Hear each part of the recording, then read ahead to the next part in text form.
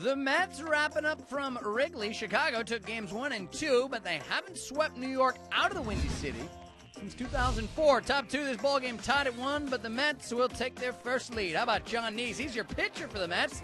Here doing work with the stick. Goes the opposite way to left. This will score the go-ahead run for the Mets. They lead it 2-1. Bottom three, still 2-1, and the Cubs are going to go back in front here. Aramis Ramirez with a man on into the seats in left. So just like that, the Cubs lead it 3-2. They lead it 4-2 through 4, but when we go to the fifth, it's time for the Mets to have themselves a big inning. They're down 4-3. Here's Ike Davis goes to right. Look at Luis Hernandez rounding the bag hard and coming in with a good slide. Gets the hand in there to tie this ball game at 4 apiece. Still in the fifth, bases loaded. How about Ruben Tejada to shallow center? This will score 2. The Mets up 6-4. They get one more to complete a 5-run frame, and they lead at 7-4. Let's go to the 7th. Still 7-4. Here he is, Mr. Ruben Tejada, one more time. And Ruben Tejada greets him with a long fly ball to center. Back goes Bird near the wall, and it's off the fence. And did it go? It's a home run.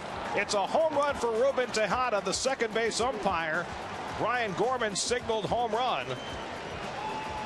And he is going to tell everybody else now that Ruben can go home with his first Major League home run.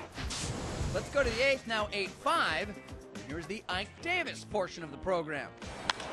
In the air to left field, Soriano moving back, got turned around, back near the wall, and it's out of here! Ike Davis with an opposite field 2-run homer.